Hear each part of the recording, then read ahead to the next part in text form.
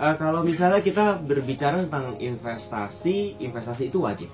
Ya kan, siapapun harus dilakukan. Siapapun harus melakukan investasi sedini mungkin, betul ya. Karena kalau kita hanya nyimpen uang di tabungan saja nggak akan cukup. Begini analoginya, kalau kita nyimpen uang di deposito, 1 tahun bunga bank berapa sih kalau deposito, Pak? Sekitar 6% mungkin ya. Setelah pungut pajak deh. Wah, bisa kurang tuh, Pak. Paling 4%. Iya. Ya karena inflasi negara kita 1 tahun berapa, Pak? 10%. Ya kan? Berarti setiap tahun value atau nilai dari uang kita itu setiap tahun itu menyusut itu sekitar 10% dikurang 4%, 6% dong, Pak. Bener nggak, Pak? Setiap tahun uang hasil jerih payah kita, kalau hanya kita simpan saja, deposito saja, itu menyusut 6% setiap tahun. Pertanyaan kita adalah, kita harus mencari dari mana 6% tersebut untuk menutupi value yang berkurang ini. Ya, berarti satu-satunya cara adalah kita harus melakukan investasi. Nah, investasi kan berarti banyak banget seperti tadi Bapak bilang, ya kan ya, bisa properti, bisa emas, bisa saham, macam-macam deh, gitu kan ya. Nah, pertanyaan saya, yang paling terjangkau dulu yang mana nih? Nah, itu kan Pak, investasi yang paling terjangkau saat ini yang mana? Begitu kan? Kalau misalnya kita berbicara investasi properti bagus kok, emas juga bagus asal tahu caranya, ya karena saham bagus asal tahu caranya. Semua ada resiko nggak? Ada, gitu kan? Investasi apapun yang Anda lakukan pasti ada resikonya. Yang namanya investasi tidak mungkin luput dari resiko. Pasti selalu akan ada resiko. Tetapi Anda juga harus ingat, kita semua juga harus ingat bahwa resiko itu muncul secara berlebihan ketika kita tidak tahu caranya. Dan resiko itu bisa dikendalikan. Itu kuncinya sebenarnya, Pak ya? Kuncinya ya, resiko itu bisa dikendalikan. Jadi apapun instrumen investasi Anda, pasti ada resiko, tapi resiko itu bisa dikendalikan. Nah, saat ini kalau saya lihat dari kacamata saya, hemat saya gitu ya, even kita berbisnis konvensional pun itu tetap ada resiko loh, Pak. Bener nggak, Pak? Contoh sederhana deh, kita buka warung kecil gitu ya, kita harus nyetok barang, betul nggak ya, Pak? Harus bayar listrik, air dan sebagainya, ya kan? Harus bikin etalase dan sebagainya. Lalu pertanyaan saya, barang yang kita sudah stok barangnya ya, kalau nggak laku bagaimana, Pak? Resiko nggak? Resiko dong. Iya kan? Setelah kita nyetok nggak ada yang beli, resiko nggak, Pak? Tambah resiko, iya kan ya. Lalu kalau misalnya kita ternyata salah beli harganya, resiko juga kan ya, Pak ya. Resiko kita juga jual ketinggian nggak laku juga kan, Pak ya. Kita jual kerendahan rugi, Pak. Bener nggak, Pak? Berarti kita berbisnis konvensional pun juga nggak luput dari resiko sebenarnya. Kita nggak berbicara hanya investasi saja yang beresiko, tetapi kita berbisnis secara konvensional pun itu tidak luput dari resiko. Atau pertanyaan lain begini, oke kalau gitu kerja aja nggak ada resiko, ya kan? Nah, coba kalau misalnya tiba-tiba kena PHK gimana? Saat ini banyak loh, Pak, di luaran, Pak, kalau misalnya kita baca berita kan ya, Pak, di koran setiap hari, wah, perusahaan multinasional itu PHK besar-besaran, Pak. Iya kan ya? Tiba-tiba menyatakan kolaps, ya kan ya, perusahaan Jepang yang sudah puluhan tahun tiba-tiba PHK, kolaps dan sebagainya. Kita nggak tahu ya, Pak ya. Berarti kita bekerja juga ada resiko, Pak. Bener ya, Pak ya.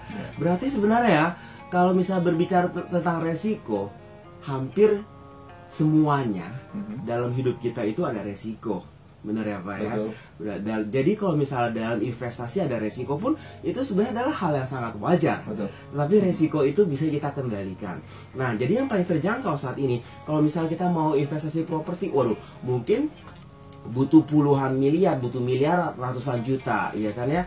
Kalau kita berbicara mau investasi emas gitu kan ya, emas kita saat ini lihat tren penurunannya juga belum balik gitu kan ya. Saat ini sebenarnya investasi yang paling terjangkau itu yang bisa dilakukan oleh siapapun dengan penghasilan berapapun, bahkan mahasiswa pun bisa melakukan, itu adalah investasi di saham sebenarnya.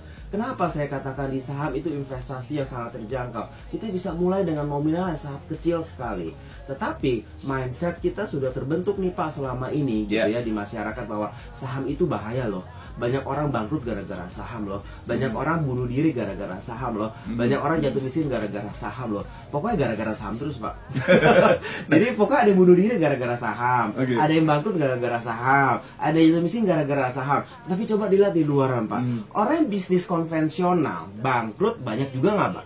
Banyak sekali. Banyak. Tetapi ketika orang berinvestasi di saham, kenapa yang disalahin sahamnya? lucu ya. Kenapa disalahin sahamnya? Bangkrut gara-gara saham, ya kan ya, jatuh miskin gara-gara saham, bunuh diri gara-gara saham. Analoginya begini loh Pak, di satu buah kolam renang yang sama, ada dua orang berenang, yang satu tenggelam, yang satu menyelam Pak.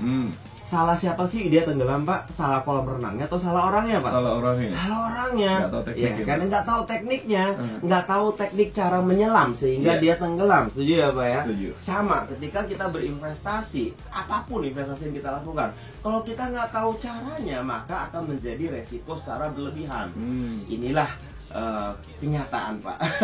Inilah kenyataan, realitas ya kan ya.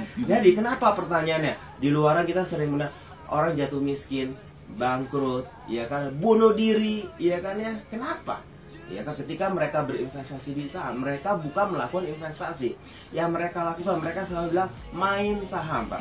Mereka selalu mengatakan main saham, ya kan ya. Bisnis ya. Sehingga mereka tidak menjadikan saham itu sebagai tempat mereka berinvestasi, bukan tempat mereka berbisnis. Melainkan yang mereka lakukan adalah bermain-main, sehingga tanpa mereka sadari sebenarnya mereka memperlakukan dan menjadikan dunia pasar modal ini sebagai tempat mereka melakukan perjudian yang legal, yang dilegalisasikan oleh pemerintah Pak.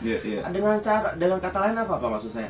Mereka seringkali menginvestasi, kalau saya udah terbiasa bicara investasi, tetapi pada masyarakat umum mereka seringkali saya katakan ini bermain di pasar modal, ya kan ya, menggunakan uang secara berlebihan, ya kan, menggunakan uang secara berlebihan tanpa memperhitungkan manajemen keuangannya, ya kan. Jadi ketika kita berinvestasi di pasar modal itu nggak semena-mena mentang-mentang punya uang langsung nyemplung ke investasi saham, nggak seperti itu, ya kan ya. Kita harus memperhitungkan manajemen keuangannya itu, bagaimana cara pengelolaannya, bagaimana inflow, cash flow uang kita keluar masuk di pasar modal. Bagaimana pengalokasian uang kita di saham tersebut, ya, saham A, saham B, saham C, berapa banyak pengalokasiannya. Ketika kita memutuskan mau berinvestasi saham, kita harus memperhitungkan berapa resiko yang bisa saya terima, yang akan saya hadapi terhadap reward yang akan saya peroleh. Itu bisa diperhitungkan loh Pak. Jadi kok ketika saya bisa contoh, bukannya saya menyarankan ya, contoh, saya mau beli saham Bank Mandiri misalnya. Ketika saya memutuskan mau beli saham Bank Mandiri, resiko saham Bank Mandiri berapa? Reward yang akan saya peroleh berapa? Itu kan harus bisa dihitung di atas kertas Pak, iya kan ya, nggak pakai kira-kira, feeling, iya kan ya. Selama ini yang dilakukan di luaran tuh, ketika mereka mau beli saham Pak, mereka hitung kancing Pak, beli enggak. Nah, ketika mau jual, ya kan ya, jual enggak, hitung kancing. Jika berinvestasi seperti itu, wajar nggak rugi Pak? Bisa rugi loh. Wajar sekali kan ya. Itu kan berarti kalau misalnya hitung kancing, ikutan pakai emosional dan feeling, apa bedanya Anda berjudi? Benar nggak Pak? Nah, jadi pembukaan kita hari ini ya seperti itu tadi Pak. Jadi bagaimana kita sebenarnya menyikapi sebenarnya emosi kita itu ketika berinvestasi di pasar modal, ya kan ya? Bagaimana kita berinvestasi dengan mengikuti sebuah metode yang sudah dibakukan sehingga kita tidak keluar dari koridor yang ada gitu loh. Jadi bagaimana kita tetap berada di dalam koridor tetapi kita bisa berimprovisasi juga ketika kita berinvestasi. Jadi istilah investasi nggak baper gitu Pak, nggak bawa perasaan, nggak emosi. Jadi oleh karena itu, jadi yuk kita buka mata kita, buka hati kita, pikiran kita, pola pikir kita, mindset kita, bahwa di sini investasi saham itu tidak seperti yang selama ini digaungkan di luar. Oh, ini bahaya loh, ini gawat loh, apa dan sebagainya, ya kan? Buktinya sekarang pasar modal Bursa Efek Indonesia itu sedang punya program Mari Menabung Saham, ya kan? Jadi kita dengan modal seberapa pun itu bisa menabung di saham, ya kan ya. Mahasiswa juga bisa mulai menabung saham, tapi tetap harus tahu caranya, ya kan ya. Ibaratnya kalau kita nggak tahu caranya juga percuma kan. Ada mobil canggih, ya mobil Matic canggih, tapi nggak tahu cara nyetir, ya bahaya nggak Pak? Bahaya, jadi bumerang kan ya. Sama, ya kan ya. Apapun yang kita lakukan, ya kan ya, kita mau berinvestasi apapun juga, kita harus tahu caranya, kita harus tahu tekniknya. Sederhananya Pak, secara teknik, karena saya orang teknikal ya Pak ya, secara teknikal kita harus bisa mengetahui Kalau mau untung dari saham ya, gampangnya gini nih Pak. Kita harus tahu beli apa, beli di harga berapa, jual di harga berapa. Oke, kalau istilah kerennya Pak, what to buy, when to sell Pak.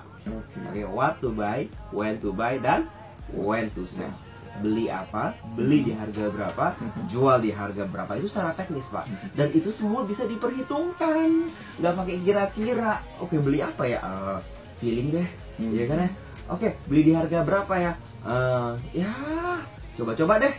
Ketika mau jual di harga berapa ya? Kebingungan Pak. Nah, nggak seperti itu. Semuanya harus bisa diperhitungkan.